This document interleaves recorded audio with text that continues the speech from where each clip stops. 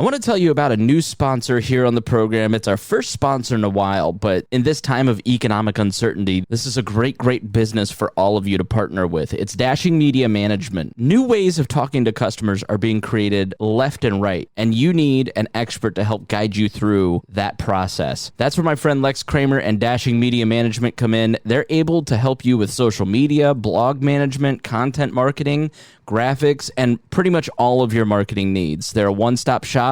They feature flat rate pricing, transparent reporting, and Lex is just a great person to work with, a good friend of mine, and I hope that you'll support her. So I hope you'll reach out to Lex today at their website, dashingmediamanagement.com.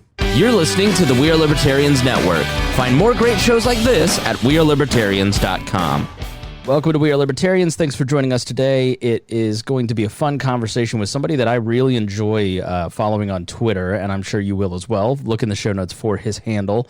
His name is Connor Drigotas. He is the Director of Communications of a national law firm and a contributor to Matt Kibbe's Free the People.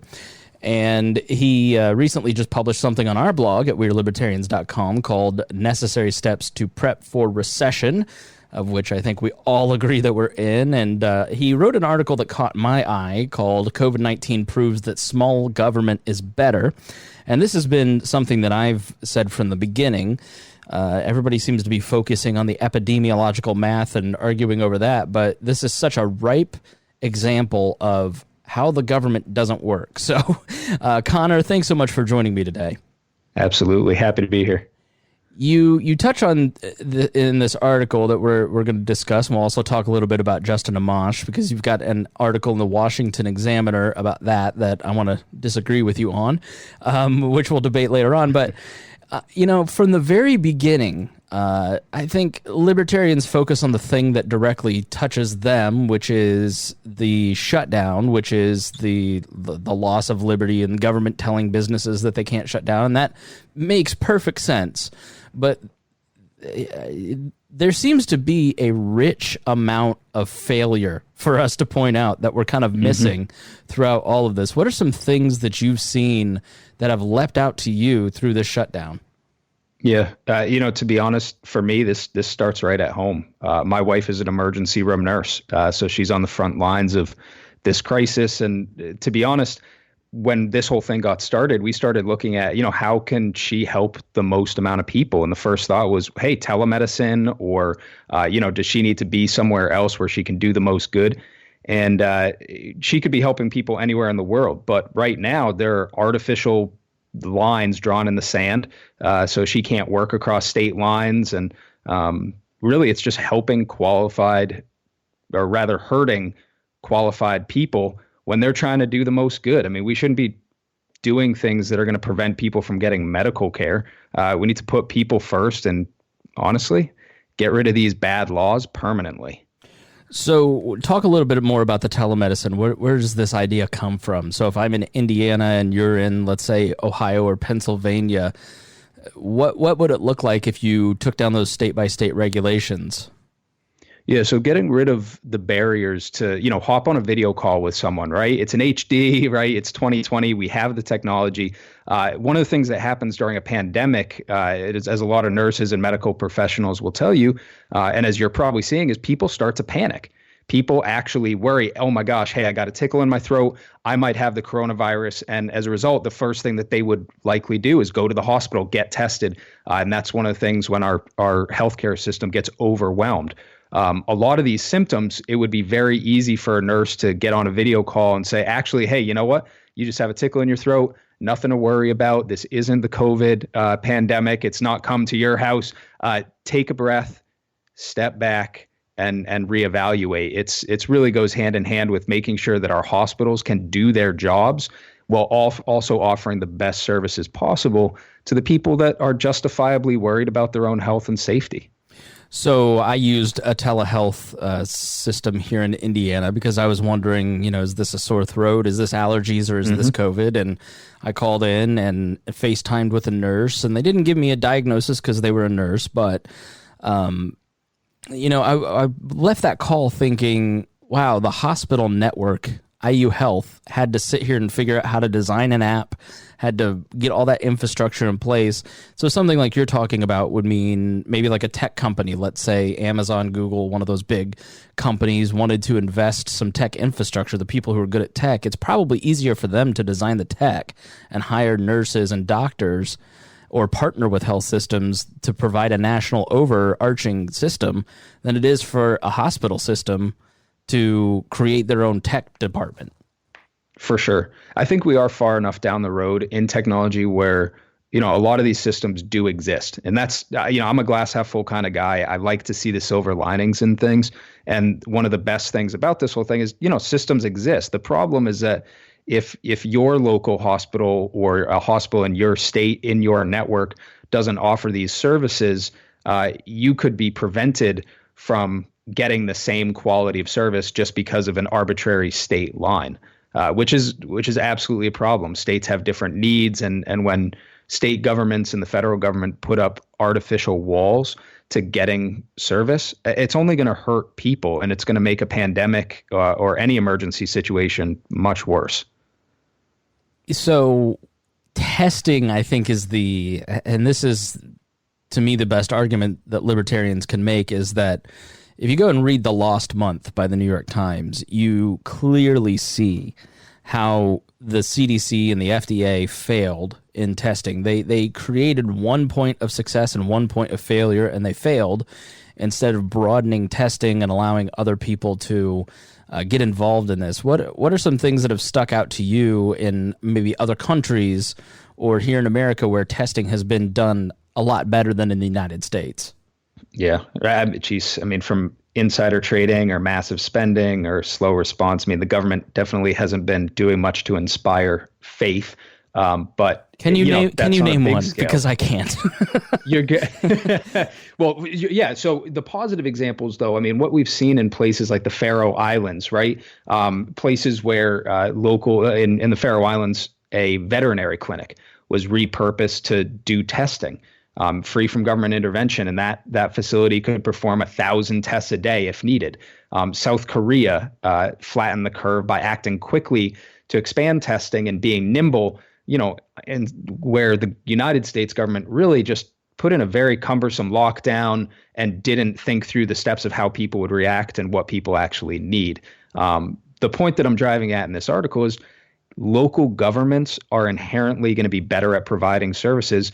Because I think you and I both know if I needed to call up someone locally who's an official to make a decision and make sure that things are running smoothly, I can get a hold of them. The chances of me getting a hold of someone at the federal level who's going to be able to help me, right? It's tax season still because the way things have been pushed back. I don't want to be stuck in a line trying to talk to the IRS to get a problem resolved. It's not going to go well. April 29th, and Donald Trump has not sent me the $1,200 I was owed, which I like to point out on Twitter to him. Instead of tweeting, get busy on paying me. Right. Treat the IRS like they treat you, Connor. And this is something, and that's a great example. I know State Senator Mike Speedy personally. I have met my Congressman Andre Carson. I know of my senators. I've never met them. There's no chance you'll ever get in touch with the president. But the president is the one making so many of these decisions because we've centralized the government so much. And you see this. There was a great article by Reason, and along the lines of like, if Montana were the hot zone instead of New York City, do you think that we would have closed down every single location in the country except for South Dakota? And so we tend to think once you centralize power, you centralize government, they start to think like the people within that city and that everybody should do the exact same thing. There never should have been a nationwide shutdown. Hindsight obviously is a great tool when you're examining things. But when you look at this, you go, in hindsight, it was stupid to shut down Montana and Wyoming when just New York City apparently has a problem as of April 29th. Who knows what happens? Right. But this one size fits all government that was rolled out by the CDC and Trump it really hurt unnecessarily a lot of businesses in the middle of the country. Well, I want to point out too, I mentioned I'm a glass half full type of person. There are some good things happening. right? In my home state of Maine, for example, the governor said, hey, we're going to drop some of these restrictions so out-of-state nurses can get approved within 24 hours to do telemedicine or to even move here and start taking care of patients. And I think it's amazing to see. And what the result will be, hopefully, is people realizing that if we can get rid of a regulation during this pandemic, it probably wasn't necessary to begin with. Let's get rid of it and just allow people to do their jobs and provide the best services that clearly people need. Yeah, can you talk a little bit about special economic zones? Because I had never heard of this, but it sounds like it's within what you're talking about. Yeah, I mean, it's another measure of local control and small governance. What you see across the world, this isn't something just in the United States, but special economic zones are areas that have different operating rules than the rest of the territory around them. This could be lower taxes or decreased bureaucracy. Basically, it's just intended to give businesses more flexibility with things like investment and trade. So in my backyard here, I live in Pennsylvania. In Allentown, Pennsylvania, we have a special economic zone where all the businesses have decreased tax rates for a huge amount of time. What that allows businesses to do is, during a pandemic, instead of laying people off, they've been able to build up more cash reserves. They're able to be more nimble because they don't have a huge bureaucracy to fight through. Basically, special economic zones are a great model for how we should be running much more of the country. Let people be specialists in what they do, running their business, and trust that they're going to do the right thing. And by and large, through history, this model has worked. That's great. Yeah, you see the unemployment numbers just dropped precipitously to low records once you gave back capital gain. Once you cut the tax rate for corporations, then all of a sudden they started investing more, they started buying more, they started employing more people. So it makes sense that local areas could have these special exemptions during some of these times. That's a great idea. We are in a health crisis. I say that confidently, having seen what my wife goes through and how she looks and how she talks about when she comes back from the hospital. She is working hard days. Yes, we have a health crisis, but that doesn't necessitate that we have to have an economic crisis. Those two, for some reason, have been tied so closely together, and teasing those apart to make sure that we're doing what's right to make sure that we're still stable in the long term. It's absolutely essential if we want to be successful as a country and not fall further down into a recession, which could hurt us that much more. It's nice to hear you're not a drama queen pretending that this is all fake. I've been fairly disappointed by a lot of libertarians lately who want to. You don't need to goose consumer confidence by pretending that there isn't a pandemic. But I argue that the blanket shutdown, the government shutdown, there would have been voluntary shutdowns. You look at what happened here in Indiana, up in Tipton. You had a company with 2,000 employees. 1,500 of them have tested positive. One has passed away. There's, we're watching over the next couple weeks to hopefully see it doesn't get worse. You see a lot of these essential businesses in the food supply chain starting to shut down, and that would have happened. There's no doubt in my mind that, illness, people being too sick to work, combined with insurance and just responsible business owners going, we need to shut down our business. But that pork plant up in Indiana is going to be shut down for 2 weeks, not 2 months. And then you add on, why is a florist or a tailor shop not essential and a liquor store is? Because epidemiologically, if you've got people in a liquor store and people in a florist and it's the same amount of people, there's really no reason for them to be shut down other than the liquor, they have a better lobbyist, right? So it's this unfair application. And so, I wonder, here, that's my theory, is that yes, you would have had shutdowns, you would have had people, you would have had work stoppages, you would have unemployment, but that time to shutting down and the time to reopening, it would be a lot quicker and a lot more patchy than this one-size-fits-all ham-fisted approach that we've taken. Yep. And I think what a lot of people are really begging for right now is clarity from governance. The lesson here is simple, and I'm aware I'm preaching to the choir, but government should be serving the needs of the people, not the other way around. putting people first doesn't just mean, hey, we're going to lock you in your house. Spoiler alert, yes, maybe, the number of murders goes down when you're locked in a cell, but that doesn't necessarily mean that it's the best thing for people in the long term, right? It seems really straightforward, but I want to see more governments at the certainly at the federal level, but also at the state level, really start to take a better approach to this and start sharing more information with the people who are going to be making these decisions, which are business owners and employees and people doing what's best for their friends, their family, and for their neighbors. Yeah, here in Indiana, we had a protest and 500 people showed up to the governor's lawn. And none of them were socially distancing, and they were on the governor's lawn. And I made the point at the time, if this is truly a pandemic emergency and you're trying to enforce these things as a matter of public safety, why would you let that happen on your lawn and not do anything about it? Start arresting people. And so I find that the emperor's clothes, the emperor has no clothes in a lot of this. And what are some examples where you are just seeing people go, maybe this government thing is responsive to the people. It's not the tyrannical dictatorship that we all thought, and it's actually a toothless tiger. Yeah, I mean, I guess there's really two sides to it, right? Because at the same time, though there are some people stepping back and maybe not being as harsh as some think that they should be, on the other side, we're seeing constitutionally protected liberties falling one after the other, and it's happening with bipartisan support. I mean, we've seen the slow erosion of liberty for a very long time, especially at the federal level. But it seems to be happening very, very quickly right now. I mean, it's the old rules for radicals principle, right? Never let a good crisis go to waste. So it's worth keeping an eye on both sides. At the end of the day, even if every single measure was lifted, these quarantine measures were lifted, you could still stay at home. That's a choice. And at the end of the day, I think liberty is worth preserving and worth fighting for, and making sure that you have the ability to make choices for yourself, even if in the long run they turn out to not play out the way you thought they did.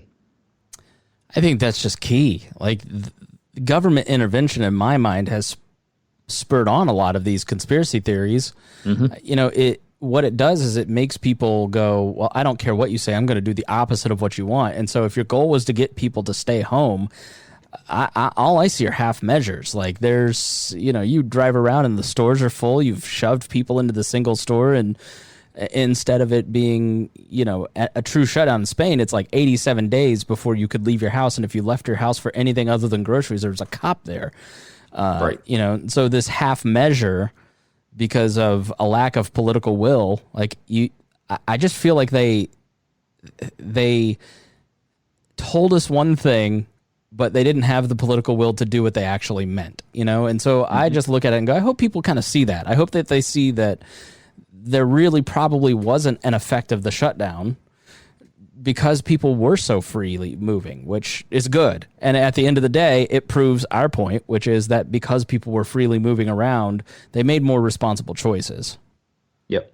Yeah. I mean, it's voluntary. And that's one of the things about blanket solutions, is you're always going to have people who fall through the cracks. And if you want to have a government that, respects people's rights, inherent in that is they need to treat people equally. One of the great things about local control is the solutions can be nimble, they can be tailored.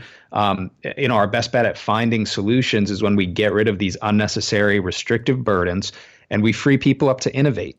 Let's make all of America a special economic zone, free from excessive regulation. Let's remove barriers to nurses and doctors treating patients, and the bureaucracy is just going to slow things down. And that's not what I want to see. Yeah, and you've pointed out Texas and Maine pulling some of these restrictions, removing occupational licensing. I mean, how much of that stuff will stick and not be re-implemented? I think that it's going to be a mixed bag. Luckily, it'll be on a state-by-state basis. And I say luckily because you're more likely to be able to have a real impact on the state level. And I guess that's one thing I want to make sure that I hit on here, too, is what is the role of someone who cares about liberty during a pandemic? And I guess I'd want to remind your listenership that elected officials serve at your pleasure. Mm-hmm. They're entirely replaceable, and they're also human beings who are susceptible to public pressure, rallies, letters, tweets, Facebook posts, right? We live in age where you can tweet at the president of the United States and there's a chance he might tweet back. So use that to your advantage and make sure your voice is heard, because you can make a difference. It's so true. I mean, governments, we saw it here. You saw local businesses start to shut down, saw the NBA start to shut down, and the local politicians saw that there was political, they had the ability to shut down because everybody else started to shut down. They're only now talking about reopening because the public wants to reopen. They're really kind of scared, spineless little weenies, aren't they? Yeah, absolutely. Yeah, they're human beings. And when human beings start to get social pressure, right, that's how we react. We read a crowd and we adapt to make sure that we're doing what we can within the confines of being human. So I think that not putting these people up on a pedestal so much as recognizing that, the same types of conversations you'd have with your neighbors or your friends that are impactful when talking about liberty, those same things would work with elected officials if you take the time to get in front of them. So let's switch gears and talk about Justin Amash. I have not read your most recent op-ed. I think it's been up for 20, 30 minutes. Yep. But obviously, Justin Amash is somebody that I've followed for a long time. I think he's been in Congress for almost 10 years. He is a firm libertarian. I don't care what anybody says. If you followed his career with any kind of regularity like I have, the man understands libertarian principles. And for those worried that, it's another milquetoast Republican redo, that is certainly not the case with Justin Amash. I am personally very excited that he's running. So I wonder if, I was really hoping he would have announced sooner to run for president as a Libertarian Party person. But from what you were telling me off air, you're not necessarily enthused that he's running for president. Can you tell us more why? Yeah. So the op-ed that I had published in the Washington Examiner is titled "Justin Amash's Presidential Run Doesn't Make Sense." And the reason for that is because of all of the wonderful things that you just mentioned about Justin Amash, right? He's a principled guy. He's been around. He understands how the system works. And as a result of that, his voice is so important in Congress. I've said for a long time that the Libertarian Party right now simply doesn't have the infrastructure to support someone on the national scale running for the office of the President of the United States. And at the end of the day, it's going to be a real disappointment if and when Justin Amash is not an elected congressman and he's not elected as President of the United States. We're going to miss a very, very important voice for liberty in Washington, D.C. And I just hate to see that happen. But wasn't his fate? I mean, his fate was sort of sealed already. And here's where I'd push back on you, because it looked by all accounts that he was probably not going to win re-election as a Republican. He switched to being an independent. The numbers didn't necessarily look good. Why not take the opportunity to run as a Libertarian, presuming he gets the nomination, which is not guaranteed? The Libertarian Party presidential candidate is the de facto main marketing person for all of libertarianism for the next 4 years. It's an incredibly important position within the libertarian movement, which is why so many people really do care about who is running as president. Who better at this point? I have all the respect in the world for Jacob Hornberger and Judge Gray, and I do get the Vermin Supreme thing. I understand what he's trying to do, although I don't think my friends and family would. But Justin Amash is principled as well as experienced in putting the message out. He is somebody that when your friends and family take a look at him, he will not embarrass you. He is very well spoken and can articulate the principles in a fantastic way. Why not put that person up as the president? What do you say to that? Yeah. First of all, I agree with everything you just said about the type of person he is and what makes him wonderful. And I also agree that him joining forces with the LP is the best possible way to help the Libertarian Party grow, which I love and I agree with. I think it just remains to be seen whether or not this is a wise move for Amash himself. So really, I guess in this opinion piece, I'm pointing out that the way that this could possibly negatively impact Amash himself, right? And that he could be sitting there without a job at the end of this. But you're absolutely right. He may have been sitting there without a job no matter what. And at that point, why not go all in? I guess I think I tend to be a solution-oriented person. And I had the chance to talk with Brad Parscale, Donald Trump's campaign manager, at CPAC, actually, back in 2019. And it was 614 days until the election. And Brad actually told me that he had one volunteer for every 13 people that the campaign needed to reach. And that's compared to the Libertarian Party, which won't even make a formal decision about their nominee until May 25th. My hope is that in Amash running, we're going to see a great wake-up call in the structural setup of the LP to take a real look about, hey, if we have an amazing person like Justin Amash who's going to go out there and run for president, how can we better support him? What can we do in our setup to make sure that this is actually a viable candidate, not just someone that we're putting up there to be a sacrificial lamb and potentially, mark the end of his career? I have long withheld my reservations about the LP until about this year. I come from the LP. I worked for the LP for 4 years. I was a diehard Libertarian Party person for 10 years, still very identified with it here locally by other politicos. I have to be honest with you, especially the Mises Caucus crowd, which is bizarre to me because Justin Amash, when he was elected to Congress, was widely identified with Campaign for Liberty and the Young Americans for Liberty crowd and Ron Paul. And many, including myself, felt that he was the evolution of Ron Paul. And many of the Mises Caucus crowd in the Libertarian Party is supporting Jacob Hornberger, who I have no disagreement with. I just don't think that he would be as impactful on the national scene. I view it as they're going, and you don't have to respond to this is just my opinion, not Connor's. They're going to do everything they can to tear Amash down to promote their candidate. Instead of building up their candidate and saying why this is the best person, they're going to do everything they can to say, oh, this is the redo of Gary Johnson, which is frankly a moronic point of view because Gary Johnson got 3%, which created ballot access for states that had never had it before. And Amash, I think, gives the best ability because you and I both know that the media is desperately biased against Donald Trump, and Justin Amash coming out for impeachment made him the darling of the Washington scene. Rick Wilson, who was a McCainite, came out and was promoting him then, saying we need to support this guy who is running as an independent in Congress. And then today, Rick Wilson said Justin Amash should not be running for president. So that guy has no principles. Right. But, because he was anti-Trump around impeachment, he's going to be on the Sunday shows this weekend. And that's going to be a continuous stream, just like with Gary Johnson in 2016. Gary Johnson did like 10, 20 interviews a week. He had done 10 or 20 interviews all of 2012. And Amash is going to get that. Whereas Jacob Hornberger had 6 people on a Periscope last night for his Ask Me Anything. So yeah, so there's just no doubt in my mind that Amash gives the libertarian movement, the libertarian perspective, the Libertarian Party the best opportunity to kind of reach beyond its own echo chamber.